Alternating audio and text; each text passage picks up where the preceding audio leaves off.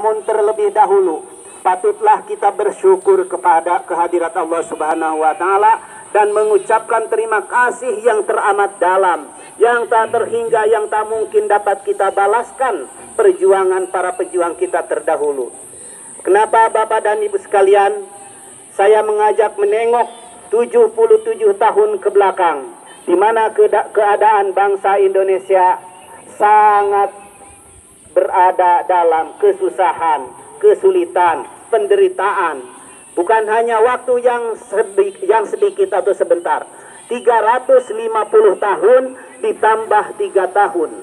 Kalau lihat umur manusia sekarang itu lebih daripada 7 turunan. Jadi selama 7 turunan itu beliau tidak menikmati kemerdekaan. Jangankan untuk beribadah, untuk makan pun susah. Jangankan untuk makan, mengamankan diri pun susah. 350 tahun bukan waktu yang sedikit. Kalau dirinya tidak menikmati kemerdekaan, berharap anaknya dapat menikmati kemerdekaan.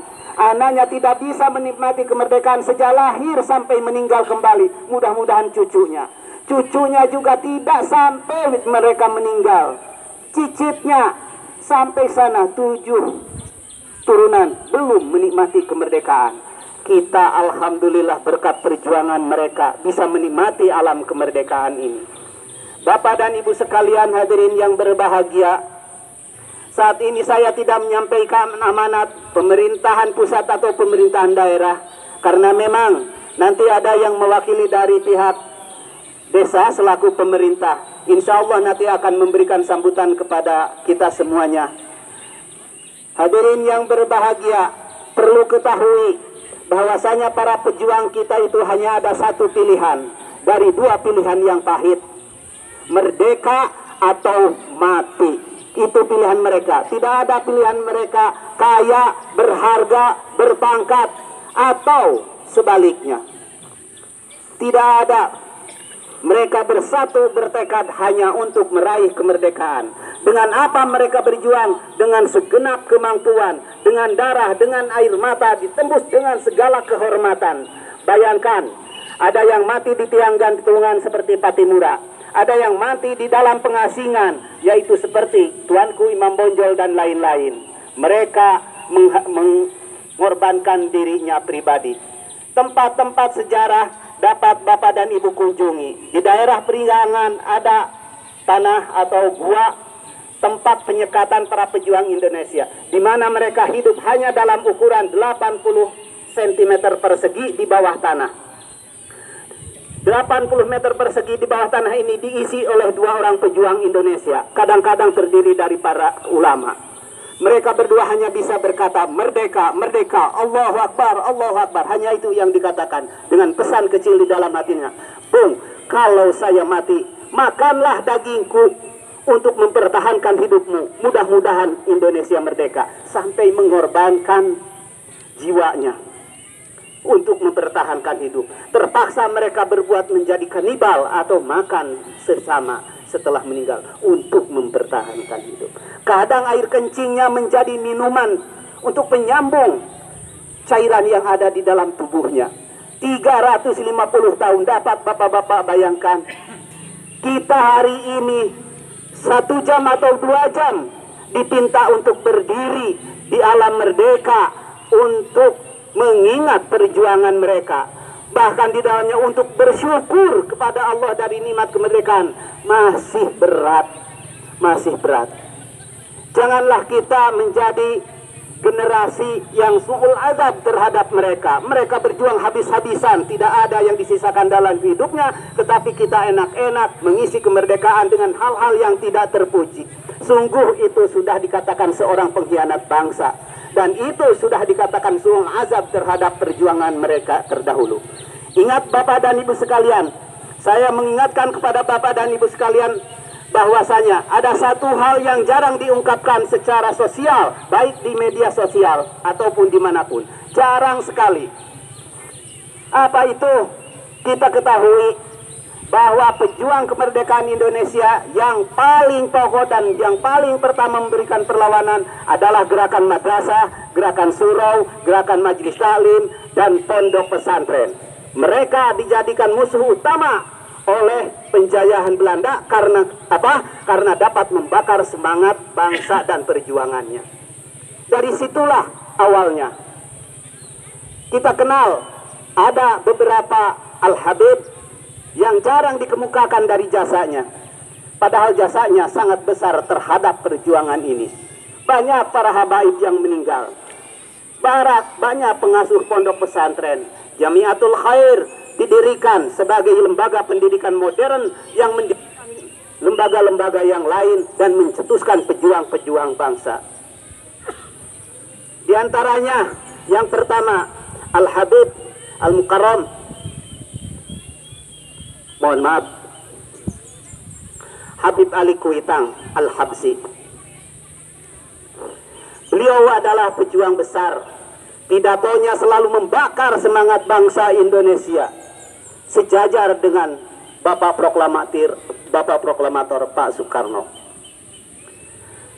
Beliau ini telah berjasa di negeri ini. Bahkan 1 hari sebelum proklamasi dibacakan, Bapak Presiden Insinyur Soekarno mendatangi kepada Habib Ali Kuitang, meminta petunjuk hari esokah atau esoknya atau esoknya lagi, jam inikah, jam malamkah, jam pagi, mohon petunjuk untuk pembacaan proklamasi kemerdekaan Indonesia. Dan Habib menjawab adalah hari Jumat jam 10 bertempat di Pegangsaan Timur nomor 56 Jakarta. Dan itu dipegang teguh dan dilaksanakan, diucapkan. Tentu ini pilihan waktu yang amat bermakna, luar biasa, dipakai sampai sekarang. Tidak ada yang menyalahkan waktu itu. Manfaatnya sampai sekarang dapat kita rasakan. Satu. Yang kedua, Habib Idrus, dikenal dengan Habib Idrus. Beliau ini adalah penggagas bendera merah putih, di mana semua orang ditawari untuk memberikan sumbangsi kepada negara untuk menggagas bendera bangsa Indonesia ini yang paling tepat. Dan yang paling masuk akal dirapatkan di BPUPKI adalah merah putih dengan makna berani dan suci. Luar biasa, dapat dijelaskan oleh Habib dan diterima oleh seluruh masyarakat. Yang ketiga, Habib Hamid. Ini keturunan bin Yahya yang menciptakan apa? Beliau dipanggil oleh Presiden Soekarno dan beberapa panitia untuk merumuskan lambang negara, yaitu burung Garuda, yang sekarang masih tertera.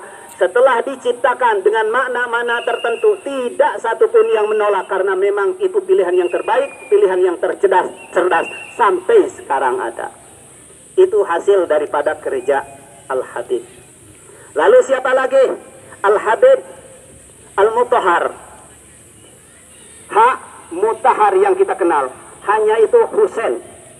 Jadi Al-Habib Husain Al-Mutahar ini, beliau diberi gelar Bapak Simfoni Indonesia. Kenapa? Karena sebagai pemusik, pencipta lagu, sehingga kita kenal sampai sekarang lagu Hari Kemerdekaan 17 Agustus Al-Habib yang menciptakan.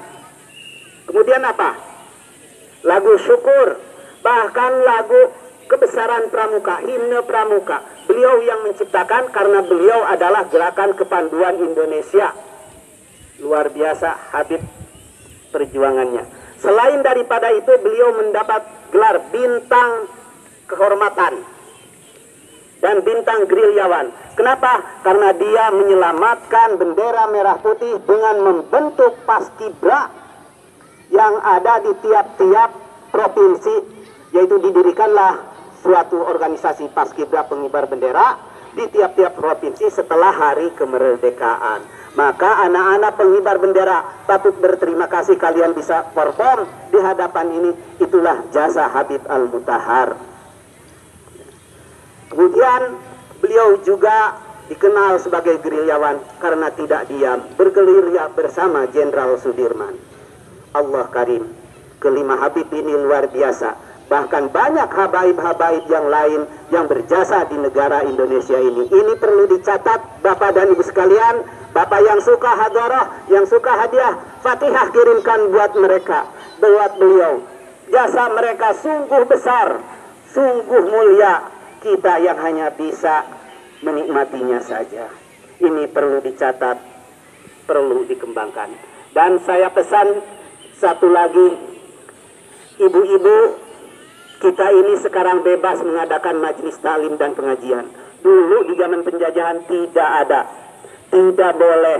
Dan satu-satunya yang melawan tentang kebijakan Belanda ini adalah Habib Ali Kuitang, pendiri Majelis Taklim Indonesia yang pertama dan diikuti oleh seluruh majelis taklim di seluruh Indonesia sampai sekarang. Maka saya berpesan yang kedua kepada ibu-ibu, jangan lupa nama Al-Habib Ali Al-Habsi Kuitang. Bapak dan Ibu sekalian, ini adalah satu kelumit perjuangan bangsa yang perlu kita banggakan, perlu kita hargai.